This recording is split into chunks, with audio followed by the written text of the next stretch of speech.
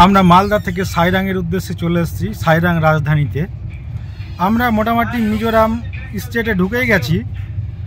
আর আমরা বেরিয়েছিলাম যে উদ্দেশ্য নিয়ে ঘোরার, সত্যি আমরা কল্পনা করতে পারিনি যে মিজোরাম যেতে যেতে আমরা এতগুলো সৌন্দর্য উপভোগ করতে পারবো ট্রেনের উপর থেকেই। আমরা অনেক জায়গায় গিয়েছি, কিন্তু এত গাড়ি থেকে এত সৌন্দর্য আমরা কোথাও দেখতে পাইনি, কোনো জায়গা যেতেই দেখতে পাইনি।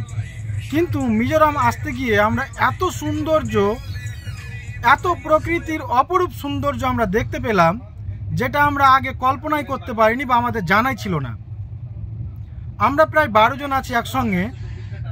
আমরা 12 জনই মানে বাকরুদ্ধ হয়ে গেছি যে আমরা সত্যি আমরা বুঝতে পারিনি যে আমরা মিজোরাম যেতে যেতে এত সৌন্দর্য পাবো। এবার মিজোরাম গিয়ে আমরা কতটা সৌন্দর্য উপভোগ করতে পারবো সেটা আমরা জানি না, এখনও আমরা পৌঁছাতেই পারিনি।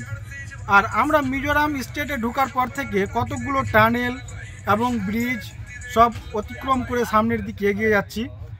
কিছুক্ষণ পর পর শুধু টানেল আর টানেল, বেশ বড় ছোট সবগুলো মিলিয়ে অগণন অনেকগুলোই টানেল রয়েছে।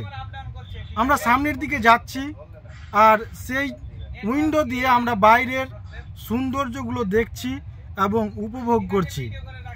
আর উপরওয়ালাকে বলছি, উপরওয়ালা এত সুন্দর প্রকৃতি তৈরি করেছে, সেটা সত্যি অকল্পনীয়। আমরা অনুমানই করতে পারছি না। এখন আমরা আবার টানেলের মধ্যে ঢুকে পড়েছি।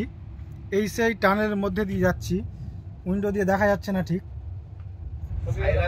আপনারা সঙ্গে থাকেন। আমরা রাস্তা দিয়ে যতগুলো সৌন্দর্য দেখেছি আপনাদের জন্য ফ্রেম বন্দি করে রেখেছি, আপনাদেরকে অবশ্যই আমি দেখাবো।